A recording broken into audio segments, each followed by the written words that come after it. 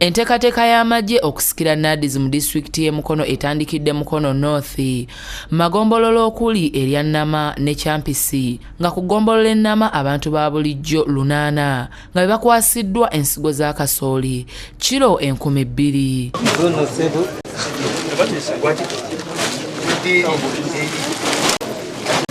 Meja Moses Seguja akulidde enteekateeka eno mu kitundu ategeezezza nti guno mulundi gwa kusatu nga bagaba ensigo nga basooka kugabirwa baazirwanako nga ku mulundi guno bagabidde abantu ba bulijjo. Kama of Excellency the President General Yoweri Kaguta Museveni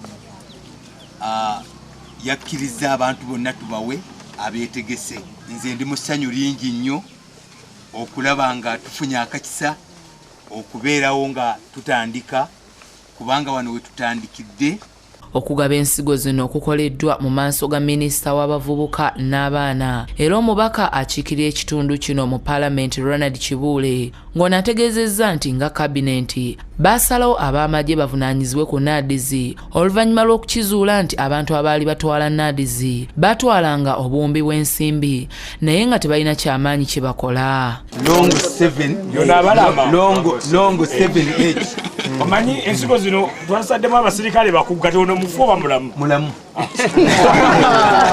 Kibuule agambye nti mu nteekateeka empya gavumenti yakuzimba amakolero okuli ekyuma ekikuba kasooli okufuna emmere ey'abantu n'ey'ebisolo n'ekyuma ekikamula ebibala. Kibuule agasseeko nti ensimbi ezibadde zisasula abakozi ba NAADS zigenda kukozesebwa okugula ensigo ez'omulembe zigabibwe ab'amagye.